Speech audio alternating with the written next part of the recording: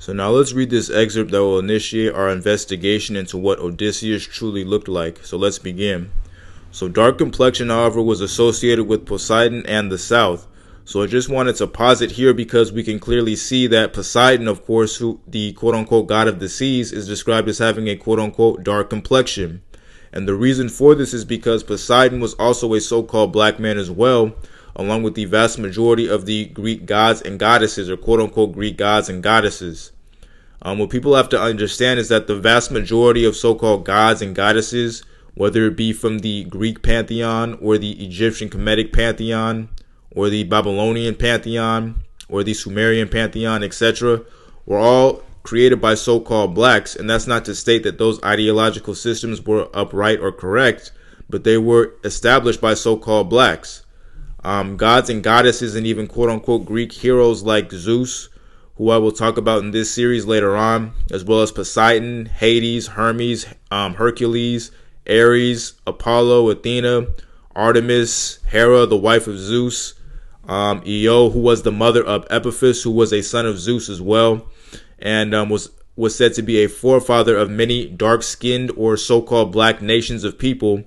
I'll speak about him in another video in this series as well. But you got people like Europa, Persephone, Orpheus, Demeter, and even Andromeda, who was the consort of Perseus. Of course, Perseus was the one who slayed Medusa, and I believe he was a ancestor of Hercules as well. But even she is conventionally considered to be a so-called black woman due to her being the daughter of the king of Ethiopia, who was a man by the name of Cepheus. But anyway, so all those so-called gods and goddesses were originally depicted as being so-called black, and I'll probably show some of those characters in this series later on, like Zeus and Epiphus, like I already mentioned. But anyway, getting back to the point, let's read the rest of this. So, and although there is some difficulty in the text of the Odyssey on this point, I gather from it that Odysseus was of a quote-unquote dark complexion. So as we can see, Odysseus was described as having a dark complexion. So now let's move on. Alright, so now this is going to be an actual description from the Odyssey, and this is going to be an excerpt that will serve as the basis for the rest of our investigation on Odysseus, because these are, of course, actual quotes from the man who concocted the character of Odysseus himself, Homer. But now let's read. So with that, Athena waved her golden wand. To start, she wrapped a laundered cloak and tunic around his chest. She swelled his bulk, gave youth, restored his skin's dark hue, filled out his cheeks, and grew a jet black beard about his jaws.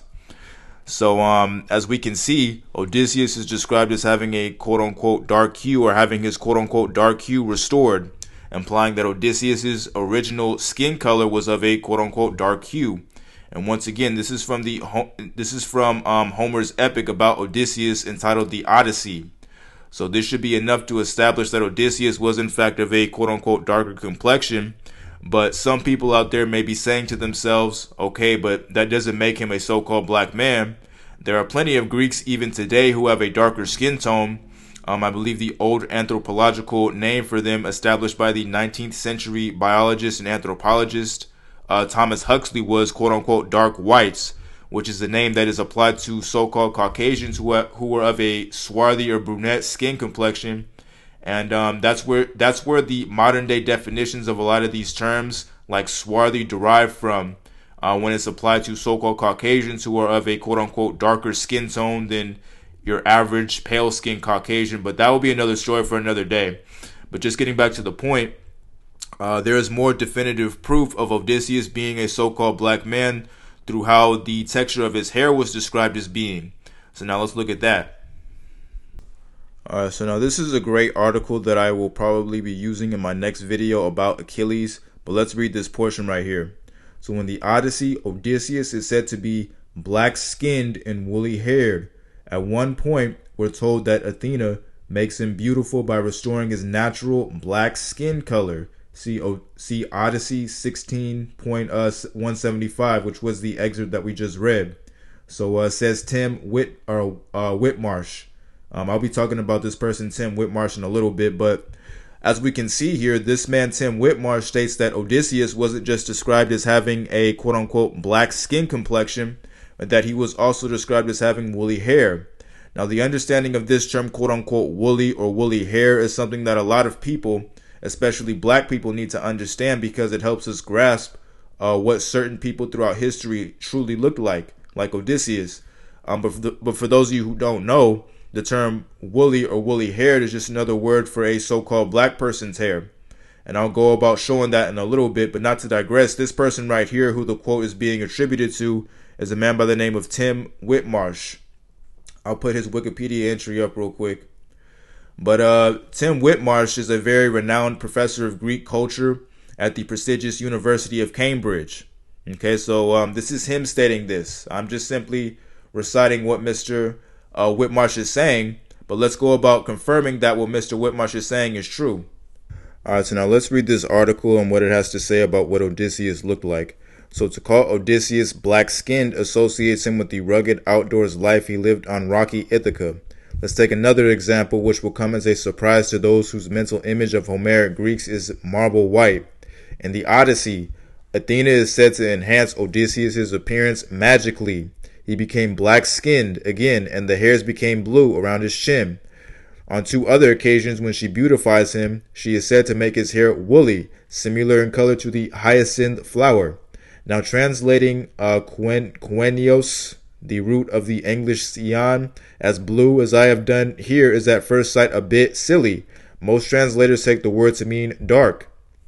Okay, so what that person basically is saying when it comes to the comparison between the hyacinth flower and how it pertains to Odysseus's hair is that apparently they translate the meaning of the hyacinth flower being compared to Odysseus's hair as being blue, or as his hair color being changed to blue. But as this person already stated, most translators take the word to mean dark. So in other words, he had darker hair. But anyway, so now as we can see from this article, which is a bit more speculative about the term woolly and what it means in regards to Odysseus's hair texture, as well as even his skin color, because as we can see at the top right here, this person is trying to associate Odysseus's quote-unquote black skin, or him being described as having black skin, as him being associated with the outdoors life of his home kingdom Ithaca. But nonetheless, as the Cambridge professor Tim Whitmarsh stated, Odysseus was in fact described as having woolly hair as well as black skin.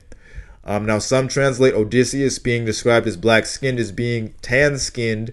I believe this was established by this woman, Emily Wilson, who was the first woman to translate Homer's Odyssey. And it's a relatively new translation that is yet another example of how the so-called Caucasian has tried to re-engineer history because of course, prior to her so-called translation, it was always understood that Odysseus was referred to in the Odyssey as being black-skinned, i.e. the quote from Tim Whitmarsh. But as we're about to see, the term woolly hair that is associated with Odysseus is all we are going to need to confirm that Odysseus was in fact a so-called black man. But let's just take a look at one more thing before we get into what the definition of woolly hair is. Alright, so now let's read this real quick.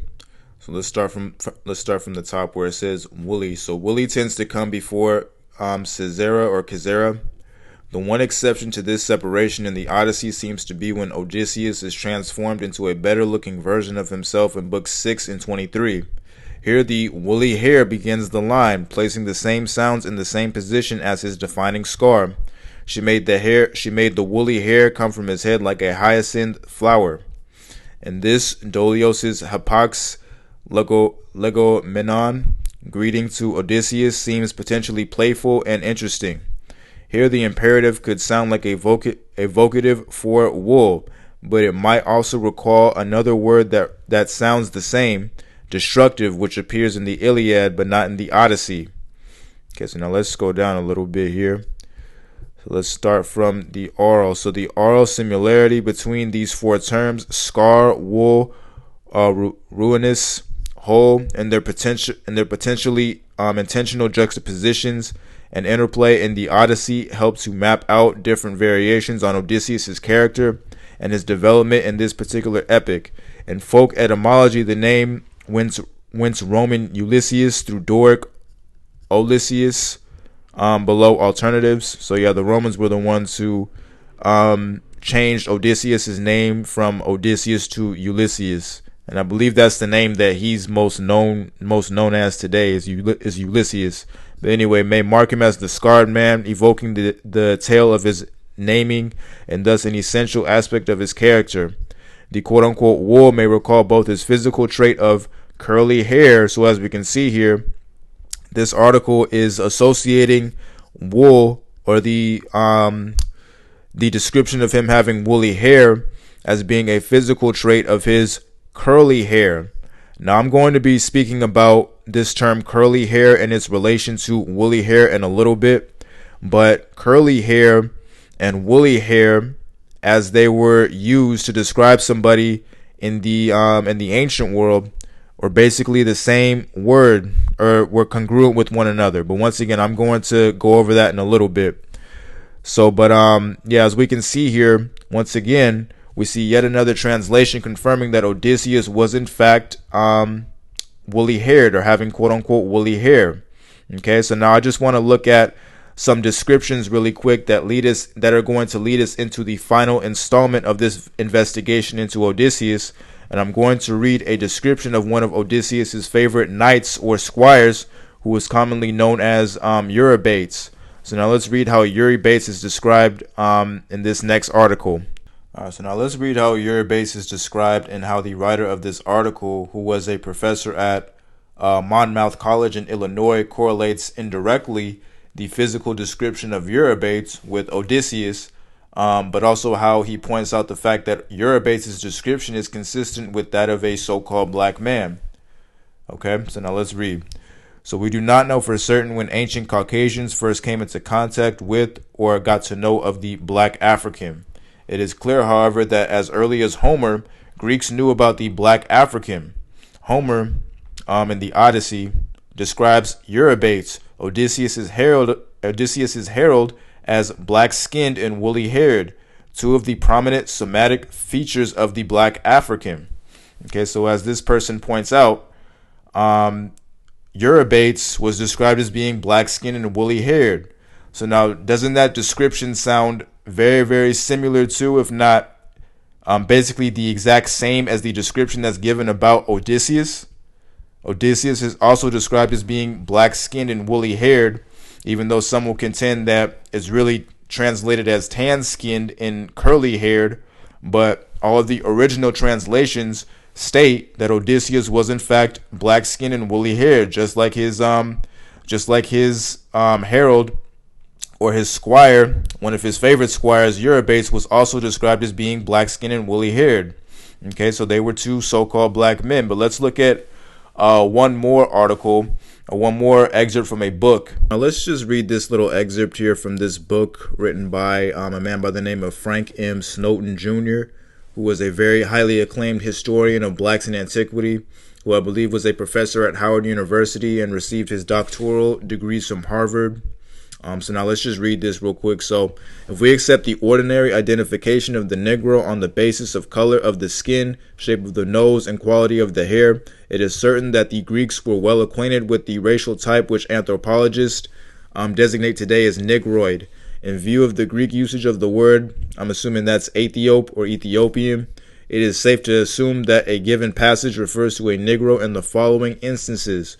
Whenever a passage mentions two or more of the physical characteristics accepted by modern anthropologists, so what he's referencing here is the physical characteristics that he stated up here, i.e. the basis of the color of the skin, or the skin pigmentation, the shape of the nose, and the quality of the hair.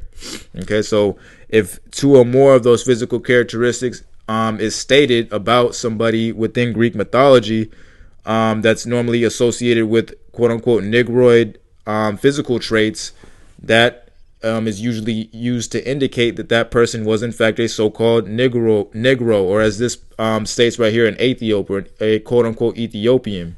Okay, so whenever the word Aethiop is used in conjunction with one or more of the physical characteristics accepted by modern anthropologists, whenever contextual or other evidence indicates that Aethiop, even in the absence of any other racial characteristic, refers to a Negroid type. Rather, detailed classifications of an anthropological type answering to the Negroid type appear in several Greek authors. One of these will suffice as an illustration. So, let's go about seeing real quick the authors that this person cites that indicate what a quote-unquote person of a Negroid type looks like. So, number one, Aethiop associated with black skin and woolly hair and a flat nose. So, as we can see, somebody who is of a quote-unquote Aethiop type is associated with black skin and woolly hair. So is that not the same exact description that's given about Odysseus in the Odyssey that we just saw? And even by the historians that attested to Odysseus, in fact, being called quote-unquote black skin and woolly haired, guys like Tim Whitmarsh, right? Once again, Tim Whitmarsh, he's one of the most renowned Greek cultural historians in the world. Okay, and even he stated that Odysseus was in fact described in the Odyssey as being black skinned and woolly haired. Okay, so as we can see, once again, black skin, woolly hair, that's a trait that's associated with quote unquote Aethiopes, so people of a quote unquote Aethiop extraction, i.e. somebody who's of a Negroid extraction. So, but let's just keep reading. So, and he cites authors too, ancient Greek authors like Pt.II, in which it is stated that the natives of southern India, though blacks are not so flat-nosed or so woolly-haired as the Ethiopians. Of course, we know the Ethiopians, those are so-called black African people. Okay, so now let's read this one. So Aethiop associated with black skin and woolly hair, believe that's Ptolemy and Strabo, in which the authors discuss the reason for the Ethiopians' black skin and woolly hair. Okay, so once again, he's citing these two authors right here who were ancient Greek geographers, very, very famous ancient Greek geographers who described the Ethiopians as being black skinned and woolly haired. So now let's read down. So Aethiop associated with black skin and flat nose. Actually, no, let's skip that one. Aethiop associated with woolly hair. Herodotus, in which Herodotus was, he's one of the most renowned historians in history, pretty much of all time. He's regarded as the quote-unquote father of history, and he will definitely be somebody that I talk about and even reference when I do various series later on down the line on the ancient Greeks and even the ancient Egyptians and the ancient people of the Caucasus region near what's known as Georgia. But anyway, but Herodotus differentiates between the woolly-haired and the straight-haired Ethiopians, dwelling respectfully to the west and the east. Okay, in which Aristotle contrasts the straight hair of the Scythians and Thracians with the woolly hair of the Ethiopians and people who live in hot regions, in which the physiognomical interpretation that those with very woolly hair are cowardly is applied to Ethiopians. Galen, in which the woolly hair of the Ethiopians is attributed to the effect of heat. So let's read this real quick. So the Negro as a mythical or partly mythical character appears frequently in Greek literature. Negroes were known in the Greek world as early as Minoan times, and if Evans is correct, were employed by Minoan commanders as auxiliaries. A Negro on a human mask from a Bronze Age tomb was found at Cyprus. A Negro trumpeter appeared on the shield of a Homeric warrior. Eurybates, probably of Negroid extraction, was from Ithaca, whence he had come as Odysseus' herald. So as we can see here, Eurybates is once again being said to have been of Negroid extraction, or at least this person, Frank M. Snowden Jr., makes the observation that Eurybates, by how he was described, was in fact of Negroid, or was probably of Negroid extraction. So we already read, and we're about to read even further in the last installment of this little mini-series about Odysseus, but as we already read, Eurybates was pretty much described in the same exact way as Odysseus, that being of quote-unquote black skin complexion and having woolly hair. Okay? So this is just even more confirmation that Odysseus was in fact of, quote-unquote Negroid extraction, as this little excerpt from this book states. Okay, so now let's just go through various other definitions of what the term woolly hair means real quick. Let's just read a couple definitions of what the term woolly hair means and what it means in conjunction with so-called black people. So now let's just read this real quick, starting at the word again. So again, we're one to say that the Negro is a man with a black skin and woolly hair. His definition must be regarded as perfect, for the terms of the proposition are equal and can be used interchangeably. So once again, A so-called Negro is a man with black skin and woolly hair. Right? So this sounds just like the description that's given of Odysseus and then even Eurybates, as we're about to see later on. Okay, but a Negro is a person with black skin and woolly hair. So now let's just look at something else.